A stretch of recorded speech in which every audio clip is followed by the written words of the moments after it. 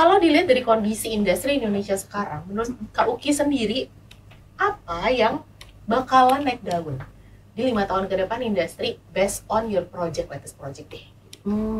Pola pikir yang kayak gini-gini nih harus ditanamin sama pebisnis ya. Bahwa kalau lo mau majuin usaha, mau product development, atau menjual sesuatu, targetnya di mana, jarang banget ada benchmarking kompetitor yang proper, Kak Uki.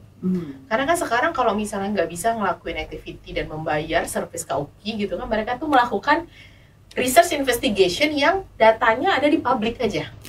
Itu tuh udah ada yang menguasai pasar. Terus lo mau ngembangin lagi, lo udah nggak punya pasar, percuma lo bangun pabrik, lo bangun apalah, lo develop apapun gitu, kan sia-sia gitu. Tapi kalau lo sebelum lo melakukan itu, lo lakukan riset dulu, lo melakukan intelligence research dulu, lo akan berhadapan dengan siapa gitu. Itu penting. Intinya semua bisnis itu memang harus ada data.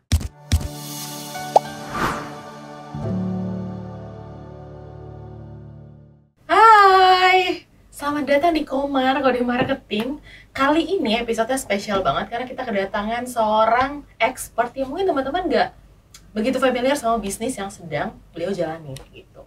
Tanpa panjang-panjang lagi mukodimahnya, kita langsung panggil Kakak Uki. Orang yang tepuk tangan 1000 orang di sana. Terima kasih. Kak Uki apa kabar? Alhamdulillah baik. Alhamdulillah baik. Boleh nggak ceritain dulu sebelum kesini kemana nih tadi? Kebetulan tadi ada ketemu sama teman-teman. Jadi ada teman ulang tahun, kita makan siang bareng, joget-joget dikit. Udah kesini. Undangan dari Mbak Winda. Oh iya, seru kan? Gini nih, kalau bisnismen tuh enak, udah ngejalanin harinya ya.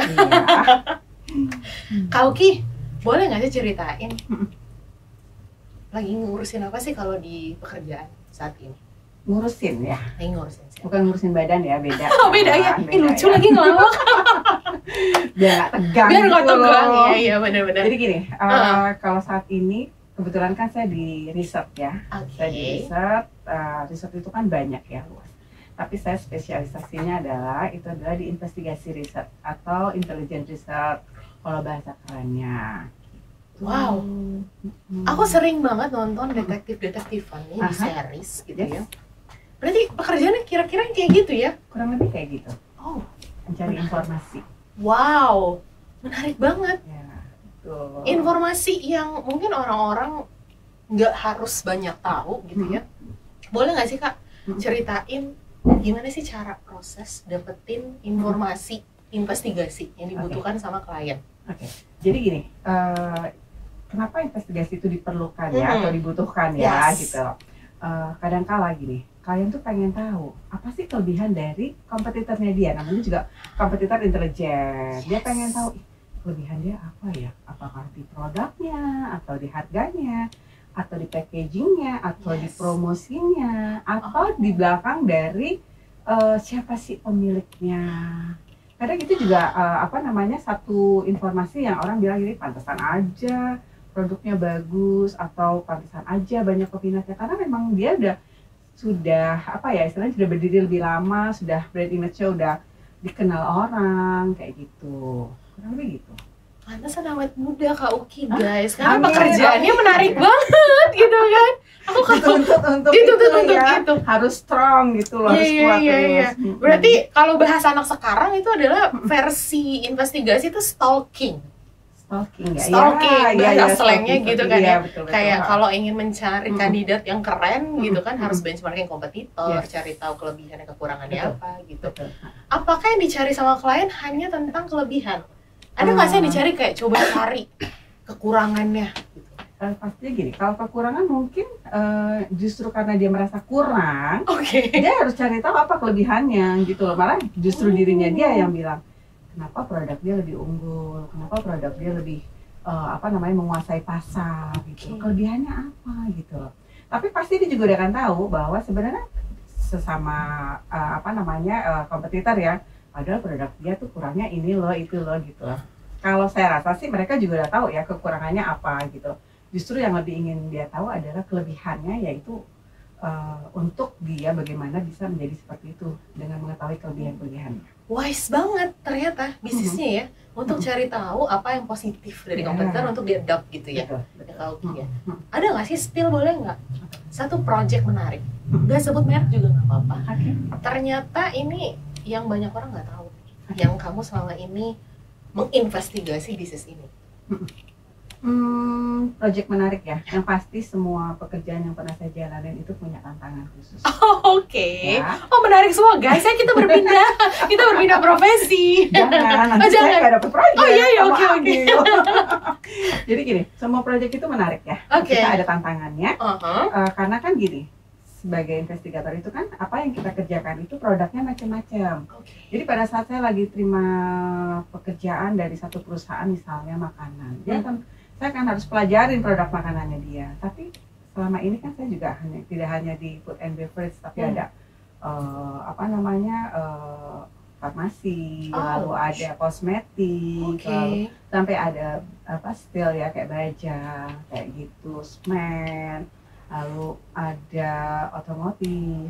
Gitu. Jadi semua produk itu pada saat saya mendapatkan pekerjaan itu, saya harus tahu dulu knowledge dari masing-masing. Itu aja di awalnya aja sudah merupakan tantangan. Gimana caranya untuk, kalau bicara kosmetik mungkin saya lebih paham ya, lebih jelas, ini dekoratif, aku berdandan gitu kan. Tapi kalau udah bicara, ternyata ada produk otomotif ini terdiri dari gini, gitu kan. Kompetitor pengen tahu kan, kenapa keunggulan dari brand ini lebih gitu loh. Terus saya juga harus tahu spek-spek dari mobil-mobil tersebut misalnya, atau dari elektronik gitu ya. Saya kan juga nggak terlalu paham. Nah itu di awal aja itu udah tantangan, apalagi mulai masuk ke dalam-dalamnya. Kalau masuk ke dalam-dalam ini menarik. Boleh nggak kita masuk ke dalamnya? Boleh. Yang paling challenging dari industri yang pernah Kak Uki kerjain, spill dong. Saya pernah ya ditugasin dari tempat saya dulu bekerja itu lumayan jauh loh. Jadi menurut saya itu lokasi yang paling jauh, di mana itu tantangannya luar biasa. Jadi itu ada satu permintaan dari salah satu perusahaan dari luar, dia ingin tahu mengenai industri steel atau baja di Indonesia seperti apa, dan saya harus ke kota yang benar-benar menurut saya sebagai ibu-ibu nih gitu, tantangan gue harus ke sana. Pada saat itu belum ada bandara, jadi saya harus landing di salah satu bandara. Untuk menuju ke kota tersebut, saya perjalanan darat itu sampai 7 jam. Itu kan udah challenging banget ya gitu loh. Kebayang dong, ibu-ibu datang ke tempat yang di sana pabrik baja yang cukup besar gitu loh. Terus ketemu orang yang dengan macam-macam. Bagaimana caranya saya harus mendapatkan apa yang menjadi visi dan misi itu. Saya harus berhasil nih apa yang goal saya terus capai gitu ya. Itu kayak Mission Impossible ya, tipe-tipe. Tapi saya nggak harus hilang sih. Oh, kamu nggak harus kayak Tom Cruise juga gitu ya. Saya harus begini. Iya. Tapi dibutuhkan nggak sih teknik-teknik pakai emas gitu? Enggak sih. Kalau saya bilang gini, ini ya, uniknya untuk investigasi riset itu sebenarnya gini, investigasi riset itu kan ada dua cara ya, terbuka dan tidak terbuka. Kalau terbuka dan tidak terbuka, aku tertarik yang terbuka dulu. Aku tertarik yang terbuka. Kalau terbuka itu lebih mudah. Jadi misalnya gini, aku bilang sama Winda, aku dari PT ini nih, aku lagi melakukan satu riset tentang, misalnya kita bicara tentang produk air mineral. Contoh ya, aku butuh dong informasi dari kamu dong, produk kamu tuh apa sih keunggulannya? Terus Winda kan akan jawab dengan, produk gue sih gini. Terus aku mulai tanya lebih dalam lagi, pasti Winda keberatan dong. Iyalah, kan gitu. Kasih dapur. Itu makanya investigasi. Tapi ada cara kita untuk yang tidak terbuka. Jadi kita tuh melakukan tertutup. Tidak tertutup juga. Sebenarnya gini, bagaimana cara kita untuk bisa mendapatkan informasi secara mengalir tanpa disadari oleh narasumber saya. Ini skill yang nggak semua orang bisa dapat dan nggak bisa. Gitu. Betul, mungkin orang juga suka bilang gini ke saya nih, teman-teman kantor, Mbak ajarin dong gitu. Saya bilang itu nggak ada ilmunya. Asli loh gitu. Saya dulu juga nggak pernah gitu, karena saya cuma bilang gini, dalam waktu 5 menit kamu harus sudah tahu bagaimana kamu bicara dengan orang itu. Orang ini ternyata asik nih kalau diajak ngobrolnya pakai logat. Misalnya dia orang Sunda, iya tuh Pak, gini gitu loh, kita bercanda dikit. Tapi kalau orangnya serius, iya Pak, oh iya Pak gitu. Ada ilmu psikologinya juga. Ada. Itu justru dari situ tuh, biar kita nggak terjebak bahwa nanti dia, kalau kita misalnya ternyata bapak ini serius, kita sengaja pakai gini nih, dia nggak respect di awal gitu kan, akhirnya dia akan untuk ngobrol pun juga nggak enjoy kan, gitu loh. Terus bagaimana cara kita juga untuk mengajak dia untuk mengeluarkan apa yang kita harapkan, informasi-informasi seolah-olah tuh bahwa dengan begitu kan dia mengalir, dia ngobrol gitu loh. Padahal itu adalah target kita untuk mendapatkan informasi. Oh, berarti ini tuh kayak yang di film-film investigator gitu nggak sih? Iya ya. Ya, kurang lebih sama gitu deh. Mirip ya. Mirip. Berarti kamu hidupnya nih enak dan challenging gitu. Maksud aku adalah ya kan nano-nano ya, karena ini kan mirip-mirip ke FBI jatuhnya ya. Agent, pengumpul informasi tertutup dan terbuka. Ya.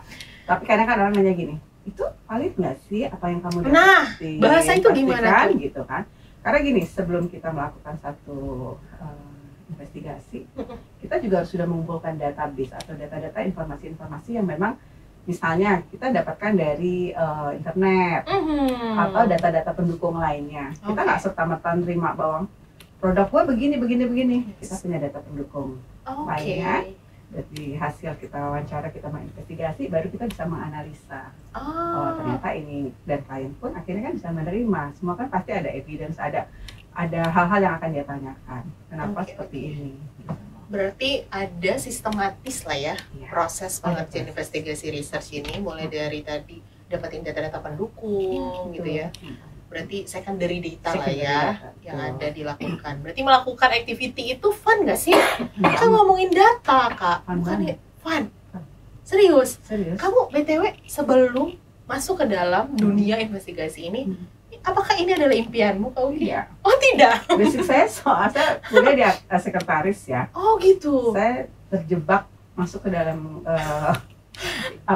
industri research ini bukan cita-cita. Bukan cita-cita. Karena dulu nggak ada yang mau nerima saya sebagai sekretaris. Kasian kan? Kasian nggak sih? Gitu. Ini story ya. Jadi akhirnya dendam dong. Iya gitu. benar. Oke deh, nggak apa-apa gue nggak jadi sekretaris, tapi gue tetap bermanfaat. Keren banget jatuhnya sekarang gitu kan. Amin, terima kasih. Wow, berarti nggak semua orang punya capacity dan juga capability untuk bisa dapetin informasi tadi ya, mengalir, conversationnya jadi nggak, orang yang merasa lagi diinvestigasi itu nggak berasa lagi dicuri informasinya gitu kan. Berarti kalau gitu tadi udah ngomongin soal industrinya banyak nih, otomotif, baja segala macam. Kalau dilihat dari kondisi industri Indonesia sekarang, menurut Kak Uki sendiri apa yang bakalan naik daun di 5 tahun ke depan industri based on your latest project deh? Kalau aku lihat mungkin sekarang yang lagi agak-agak ini ya, sebenarnya kalau industri itu semenjak COVID ya, kalau menurut saya gitu semua sedang membangun kembali ya. Mungkin kembali. Ya, kan COVID sempat terhenti semua aktivitas atau apapun. Tapi kalau saya melihat perkembangan yang lebih ini adalah sebenarnya bisnis online.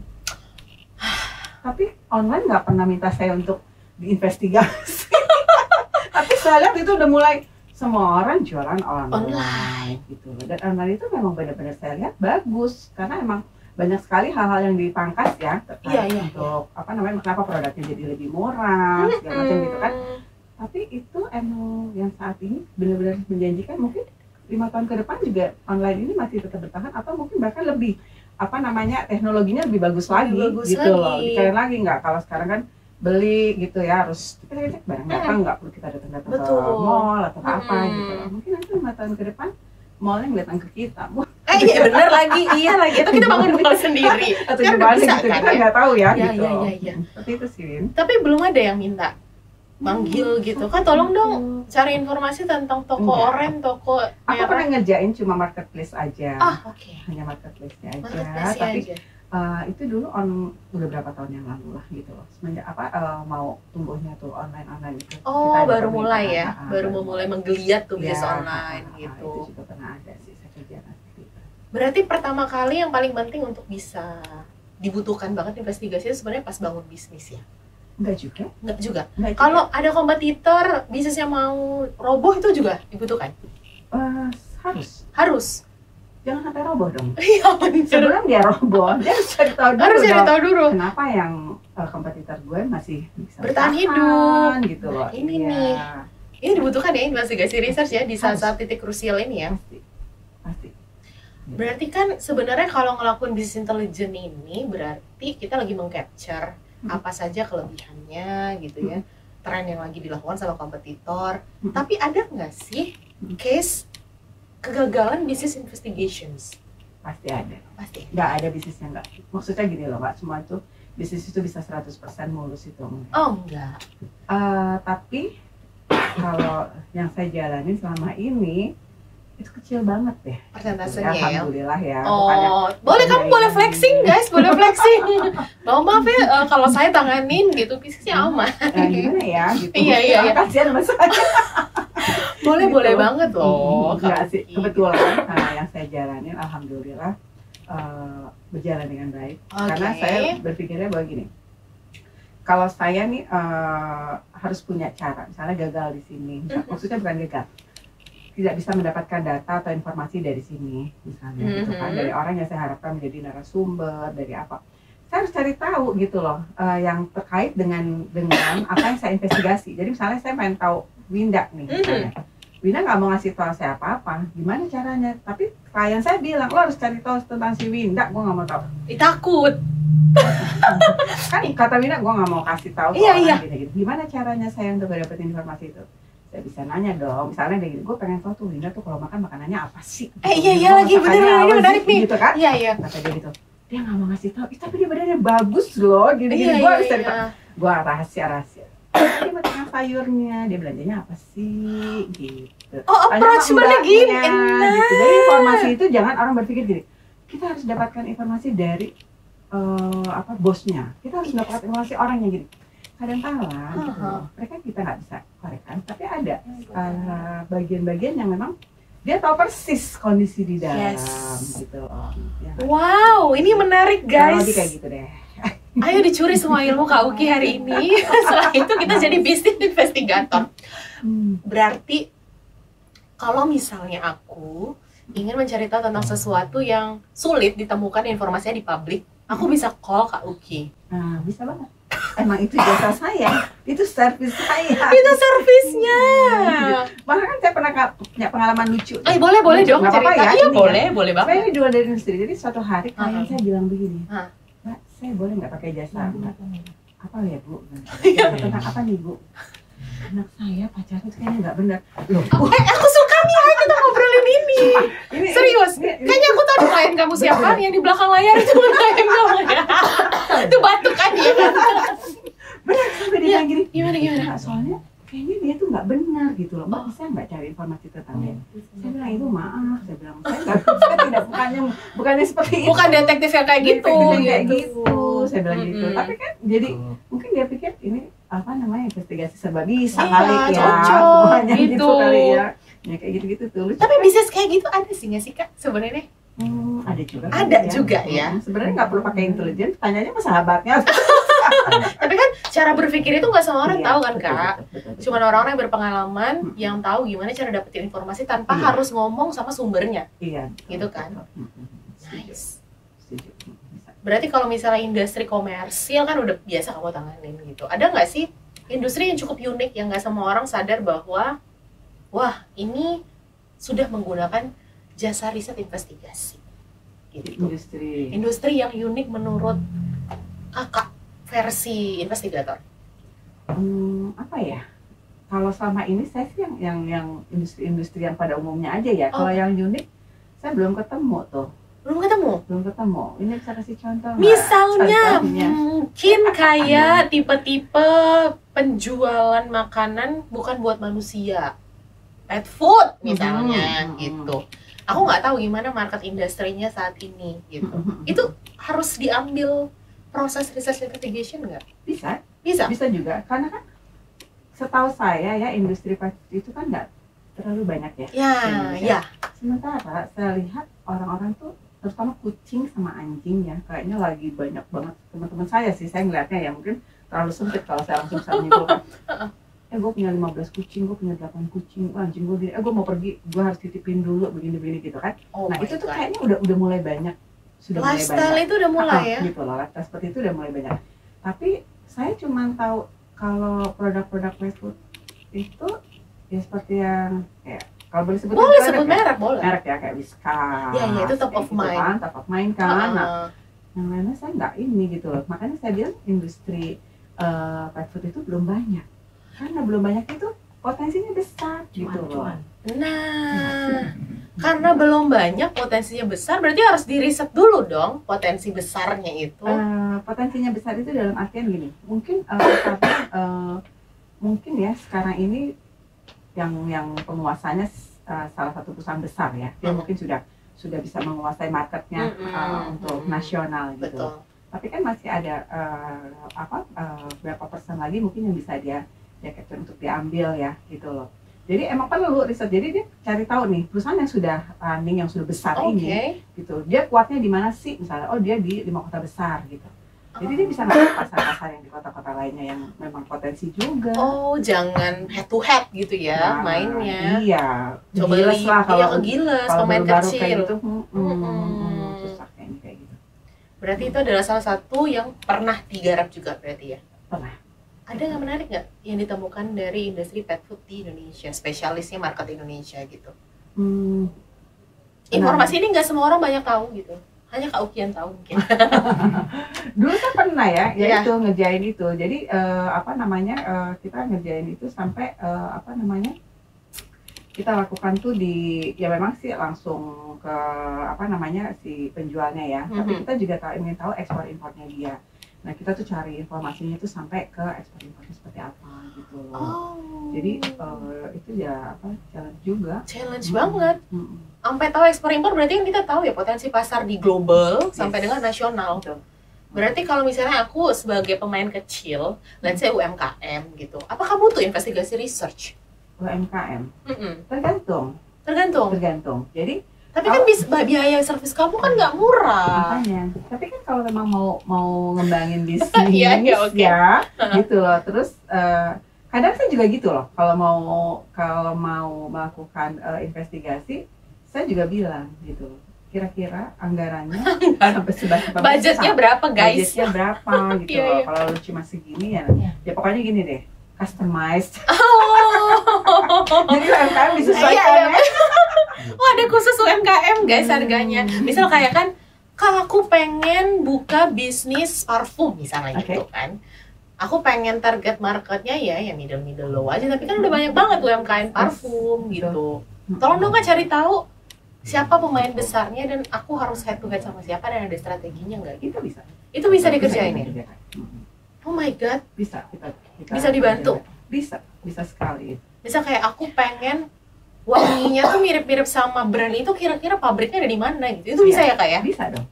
Jadi misalnya, itu brandnya ada di mana, terus produk itu packagingnya seperti apa gitu, apa yang membuat produk itu menarik, lalu distribusi dia tuh seperti apa, bagaimana dia memasarkannya, mempromosikannya gitu. Ingredientsnya juga bisa? Ingredientsnya? Kan kalau juga pernah sampai ingredients itu. Wow. Itu. Formulasi ingredients ya. Bahkan bisa kayak tahu kenapa dia laku di pasar, ternyata ingredientsnya keren. Mau coba nih contoh. Tapi aku mau tanya nih, fun fact-nya kalau kita nggak ngelakuin business investigations, aku cuman pengen ya udah aku buka bisnis aja. Is that okay? Sebenarnya itu kembali lagi keputusan dari kita sebagai pemilik usaha ya. Gitu. Oke. Kalau lu mau maju nggak? Lu cuman kalau misalnya gini, kadang kan orang bilang gini, udahlah nggak usah pakai riset. Iya itu benar tuh. Sering banget aku dengar gitu. Terus lo mau apa? Dasar lo apa untuk memajukan produk lo? Lo tahu nggak kalau di luar sana tuh ternyata produk lo tuh hanya sekian persen. Ternyata itu tuh udah ada yang menguasai pasar. Terus lo mau ngembangin lagi, lo udah nggak punya pasar. Percuma lo bangun pabrik, lo bangun apalah, lo develop apapun gitu. Kan sia-sia gitu. Tapi kalau lo sebelum lo melakukan itu, lo lakukan riset dulu, lo melakukan intelligence research dulu, lo akan berhadapan dengan siapa gitu. Itu penting ya? Penting, jadi kan dia akan tahu target gue kemana. Jadi dia nggak salah tempat untuk memasarkan produknya. Karena dia nggak mungkin misalnya gini, oh gue nggak mungkin nih menghadapi perusahaan raksasa kayak dia nih, gitu kan. Gitu kan. Tapi sebenarnya lu masih punya pasar nih di mana misalnya dia mainnya di entahlah di YouTube atau apa gitu. Bisa sih kayak gitu. Pentingnya tuh itu menurut aku. Mapping players itu ya.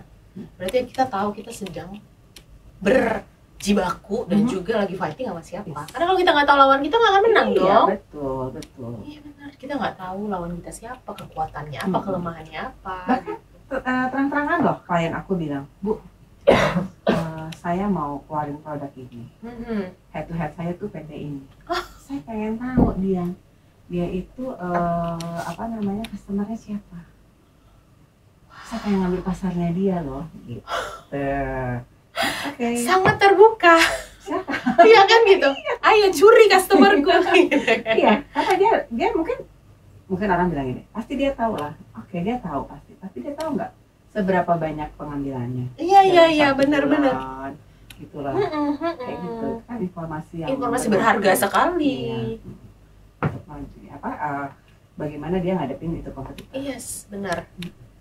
Teman-teman sadar nggak sih kalau misalnya pola pikir yang kayak gini-gini nih harus ditanamin sama pebisnis ya. Bahwa kalau lo mau majuin usaha, mau product development atau menjual sesuatu, targetnya di mana, jarang banget ada benchmarking kompetitor yang proper, Kak Uki.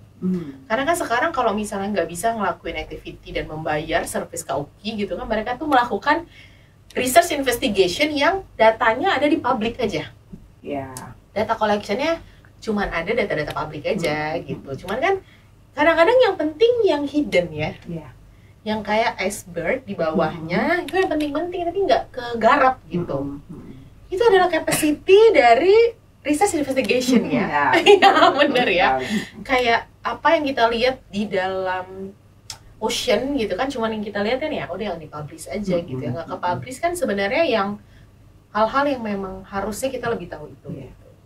Kadang klien saya juga bilang begini, sebenarnya saya sudah jalan dulu.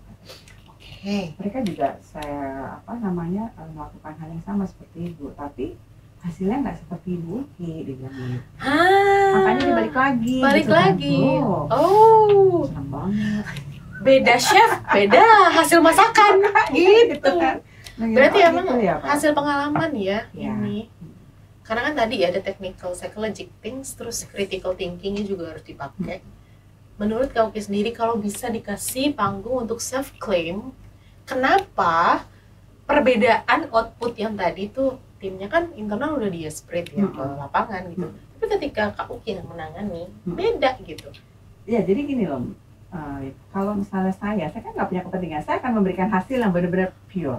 Tapi kalau orang dalam kan dia pasti akan ada unsur-unsur yang dia harus tutupin, harus dia apalah gitu loh. Misalnya hasilnya itu akan berbeda. Karena mereka biasa pakai makeover gitu ya. Kan dia juga pengaruhnya nanti kepada KPI-nya, penggaji insentif gitu ya. Betul. Berarti emang butuh orang yang tidak berkepentingan untuk bisa netral. Murni bisnis ya. Yang saya lakukan murni bisnis. Jadi apapun hasilnya, inilah yang harus transparansi. Ya.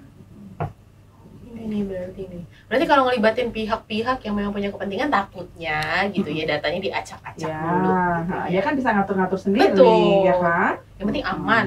Betul. Kak Uki, kalau ngeliat fenomena sekarang ada perubahan dari cara orang collect data, konsumsi data karena teknologi gitu. Di kesehariannya Kak Uki sendiri, teknologi membantu nggak sih dalam pekerjaannya? Kalau yes, yang seperti apa membantu Kak Uki saat ini? Teknologi yang terkait dengan pekerjaan saya ya, pastinya ngebantu ya. Seperti yang tadi di awal saya tadi sampaikan bahwa saya cari informasi dulu nih dari knowledge aja. Saya harus cari tahu dulu, misalnya saya lagi riset tentang parfum, gitu kan. Parfum itu kan macam-macam. Ada yang apalah istilahnya body spray lah atau apalah gitu. Variannya banyak banget. Variannya banyak, parfum mobil atau parfum apalah gitu ya. Saya harus tahu dulu nih, saya mau bikin parfumnya parfum apa. Gitu. Jadi saya harus tahu dulu knowledge-nya dari parfum tersebut gitu. dengan adanya teknologi kan saya tinggal cari tahu Iya. berapa sih industri parfum di Indonesia tuh berapa sih Muncul. gitu, semua udah muncul kan. Jadi buat saya sangat membantu. Sangat membantu untuk dapetin informasi secara cepat ya. Kalau dulu sebelum teknologi secanggih ini, itu masih pakai kertas-kertas gitu nggak sih? Iya, Masih. Jadi cari di tabloid lah, di apa gitu kan. Oh my God. Jadi atau kita cari informasi dari instansi terkait. Instansi terkait Jadi, yang masih printing-printing Iya, itu dulu betul. gitu kan. Kita cari informasi. Oh, ini produk ini dia harus melalui perizinan ini. Oh. Kita cari informasinya dari situ. Kalau sekarang sih udah sangat gampang ya. Pencet aja sambil tiduran juga bisa baca. Oh, gitu. Berarti aku bisa nggak sih ngikutin jejak Kak Uki? Karena kan teknologi udah semakin canggih gitu. Enggak ya. Bisa kok. Semua bisa. Tapi Semua kemampuan saya selama sekian puluh tahun gitu nggak akan bisa di follow gitu ya Kak Uki ya. Bisa aja sih sebenarnya asal punya keberanian. Jadi kadang-kadang saya juga mikir gini loh, teman-teman saya yang kerja bareng tim saya nih gitu kan, saya lihat backgroundnya bagus, bahasa Inggrisnya bagus lah, apalah basic semuanya dia bagus. Keberanian untuk membuka diri dengan narasumber itu mereka udah ciut duluan. Aduh, nanti kalau kita ditanya gini, aduh gitu. Oh, Jadi mental issue berarti ya, ini ya, keberanian itu mental issue. Betul. Jadi dibilang bisa nggak bisa ya kembali lagi kalau kamu yakin gitu ya. Karena gini, di saat kita mau mencari informasi, orang itu sudah maksudnya nggak respect lagi atau dia menjawab dengan tidak senang, itu akan ketutup semuanya nanti kita. Oh, harus bikin nyaman dulu narasumber. Gitu loh. Jadi makanya jangan harus itu saya bilang 5 menit kita ngadepin orang, kita harus tahu gitu. Sama aja tadi saya ngeliat Tinda, adanya kayak gimana ya gitu. Kamu lihat aku dari mana? Aduh, ngomongnya harus bercanda apa serius gitu ya? Padahal aku anaknya lucu banget. Banget. Oh, claim, claim. Ada yang ketawa di belakang layar guys. Tapi emang lucu anyway. Berarti emang dari bidang pekerjaan apapun, yang penting itu mental ya Toki ya? Iya dong. Iya ya? Pasti. Oke, kepercayaan diri gitu. Kalau kan sekarang di era yang sangat canggih, terus juga banyak generasi-generasi muda gitu ya, yang apa-apa tuh menurut mereka kayaknya gampang deh, karena memang hidup mereka udah sangat dimudahkan dengan berbagai macam kemudahan teknologi gitu. Ada pesan nggak sih buat generasi-generasi muda sebagai seorang senior yang sudah jago banget jalanin bisnis gitu?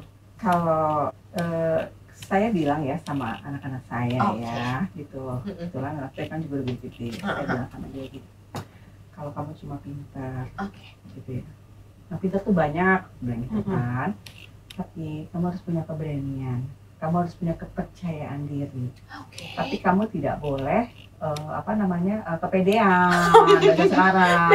Jadi percaya diri boleh tapi jangan kepedean. Oh, beda boleh nggak bedain tuh Kak?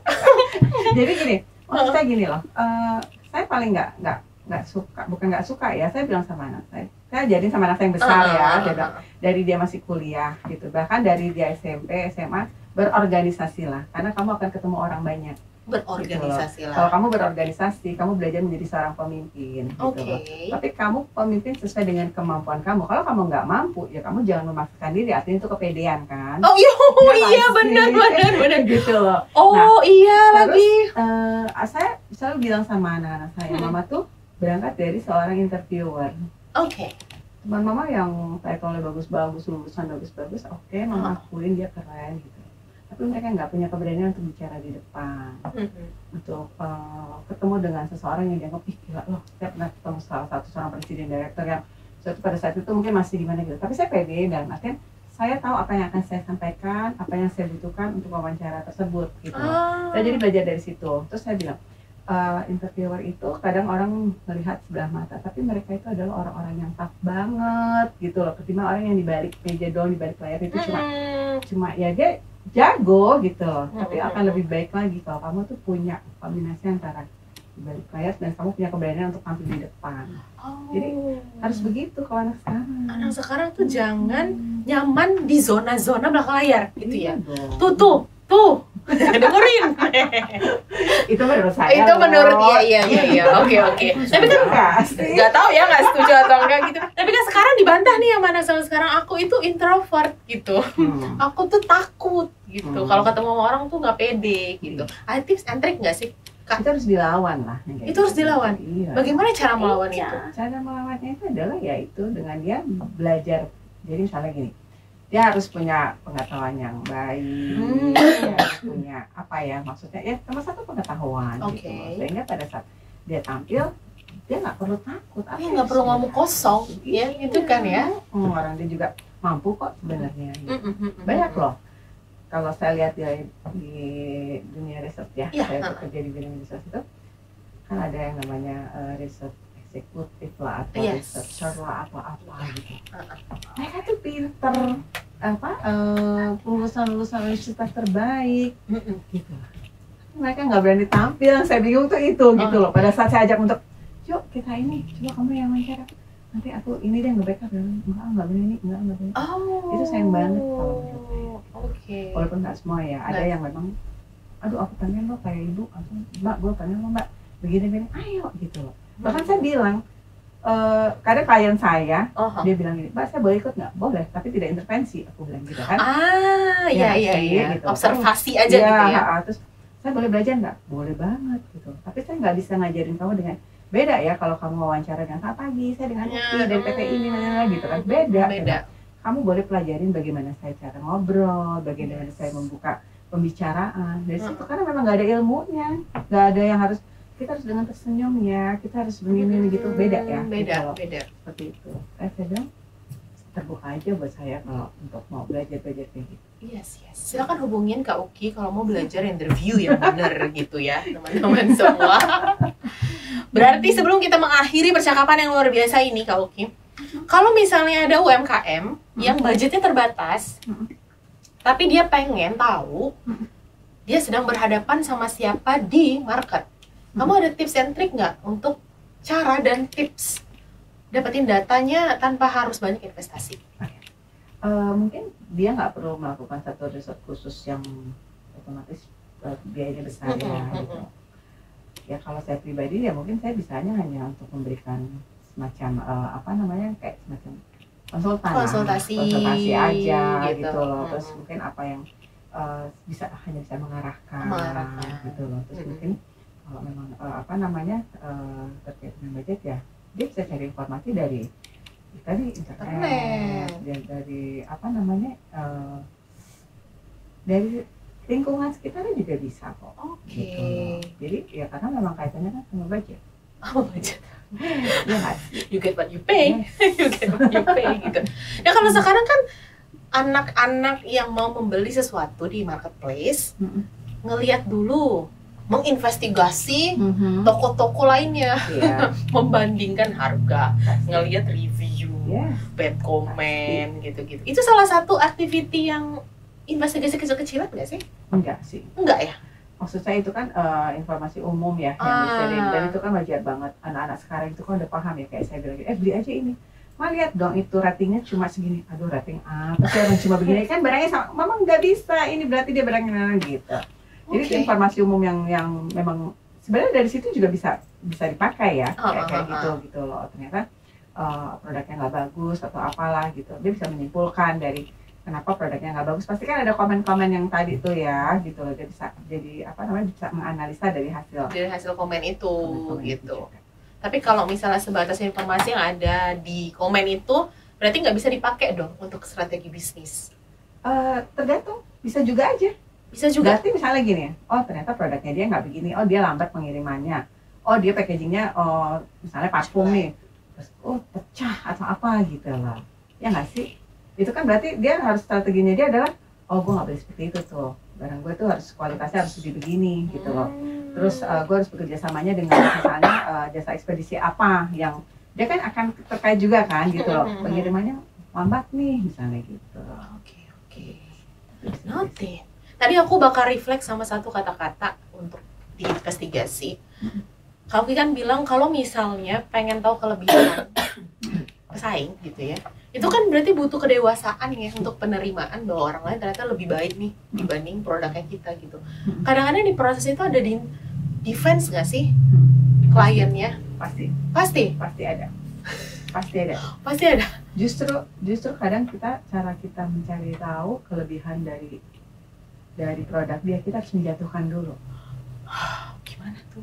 Kayak gue denger nih produk lo tuh kayaknya nggak bagus ya. Gosip dulu kita ya. Mahal loh. Oh gitu. Gue langsung terus dong. dia bilang gini, oh enggak lo miskin aja. Langsung dong. Kata siapa? Oh langsung. Gila lo produk gue ini udah begini nih. Keluar harga gue tuh yang biasanya segini, gue udah kasih promo begini. Muncul. Bikin marah dulu guys. Sentil dulu pride-nya guys. Iya kan? Gitu ya? Ya itu. Oh, justru di situ tuh. itu kuncinya guys, didengar ya. Karena kalau misalnya, iya. pasti kan manusia itu kadang-kadang kayak gitu ya. Maksudnya sifat manusia itu pada saat dia akan kita pojokkan, kalau dia merasa dirinya benar, dia akan keluar terus semuanya. Enggak kok, gue nggak begitu, gue begini gitu. Sama kan dengan produk gitu. Defensif dong gitu ya. Cuma distribusi lo cuma Jawa Barat doang. Enggak, gue udah sampai Pulau Jawa udah gue kuasain. Bahkan gue udah masuk 50%. Misalnya, Jawa Timur udah gue kuasain semua, gue di situ punya. Sombong mulai ya. Padahal tanpa dia sadar, informasi lo semua gue tangkap. Sini gitu. Gitu caranya. Ini gue belajar guys. Tapi ada nggak sih yang sulit banget di interview gitu? Banyak lah. Banyak. Kalau gampang banget ya dikerjain aja sama dia. Pasti banyak gitu, kita dibayar untuk yang sulit gitu. Ya nggak jadi deh. Dibayar karena susah. Iya benar. Berarti kan dibayar karena ini susah dan hanya kamu yang bisa mengerjakan. Bukan cuma aku. Jangan karena aku tuh banyak tuh.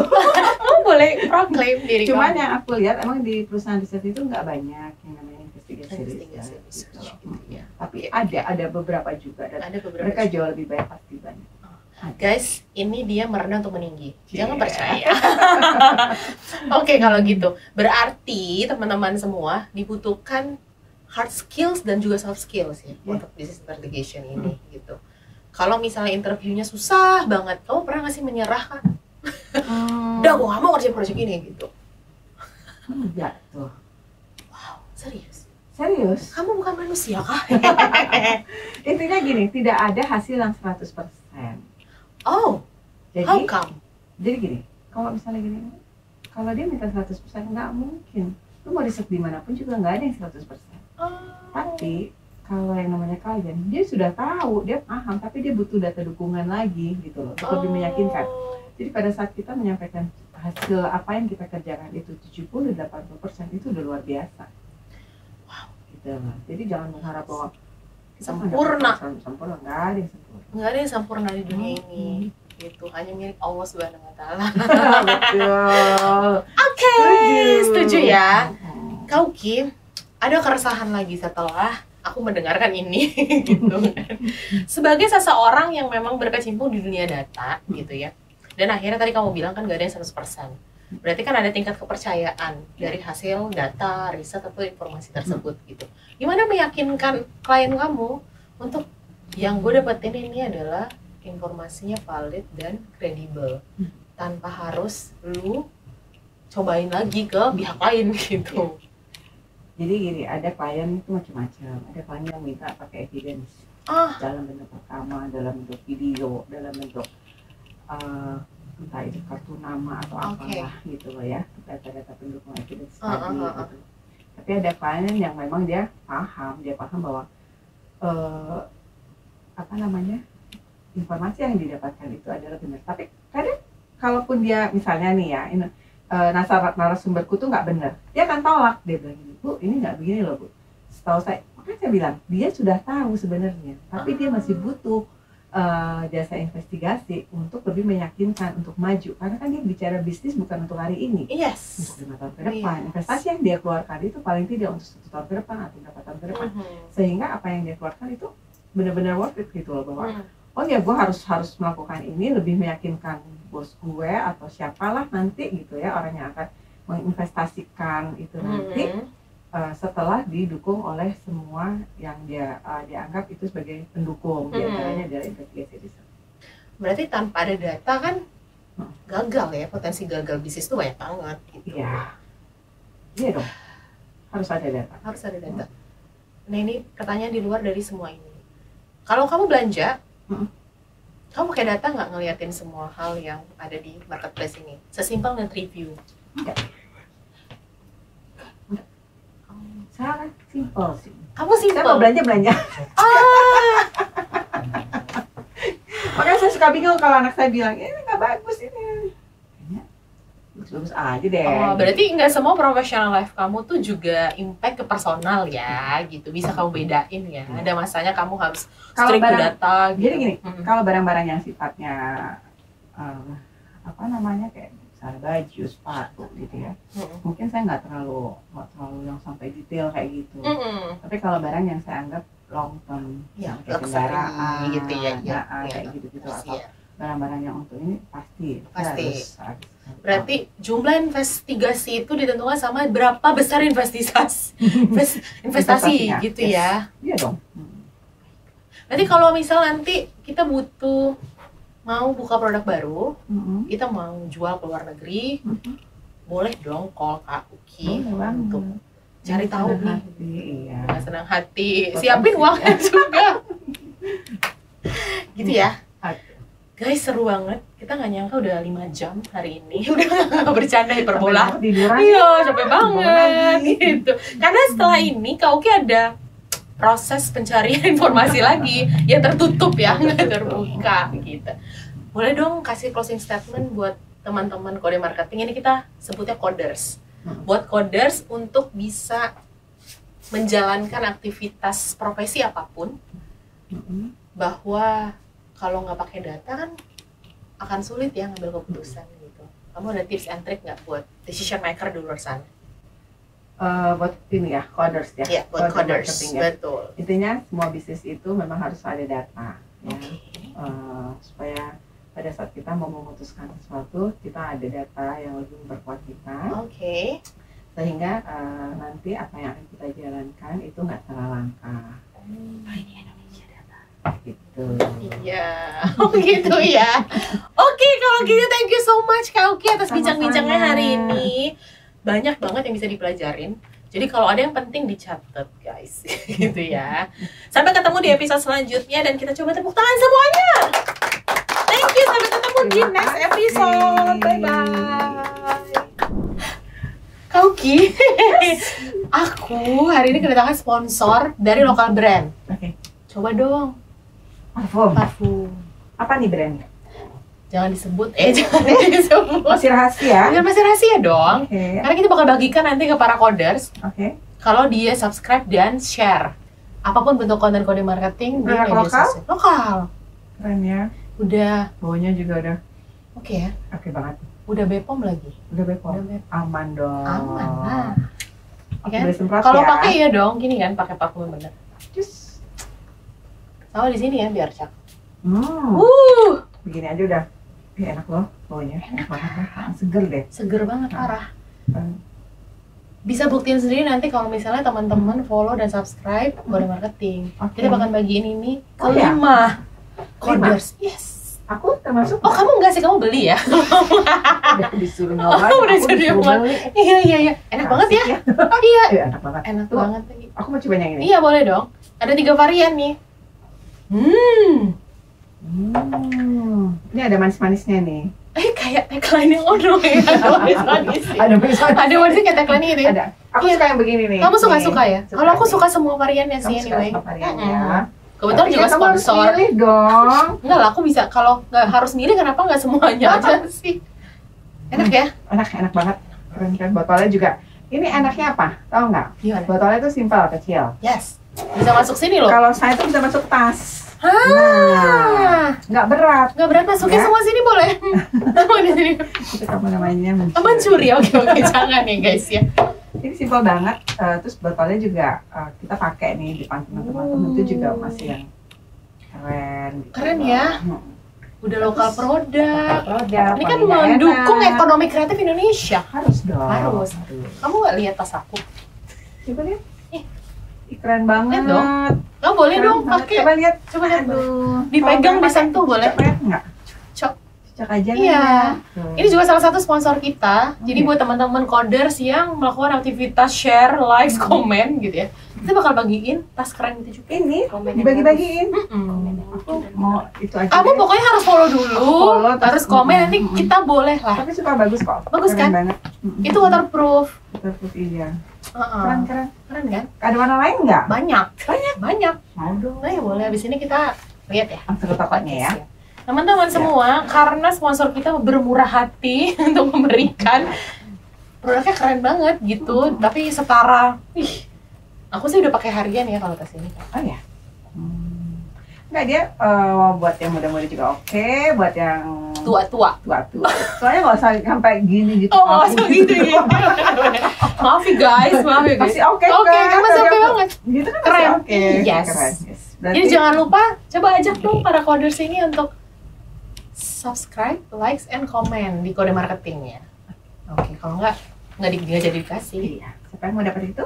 Jangan lupa. Jangan lupa. Komennya cakep-cakep ya. Iya dong. Baik. Sesuai dengan tasnya. Iya ya? Nice ya. Jangan lupa, aku jangan dilupa sih. Jangan lupa teman-teman segera follow dulu, terus komen dan likes. Biar kita bisa dapetin 3 varian parfum ini sama tas ini banyak banget warnanya sama varian dan bentuknya juga. Oh, bentuknya juga ada ya yang lain. Gitu. Jangan lupa di sini ya. Di sini.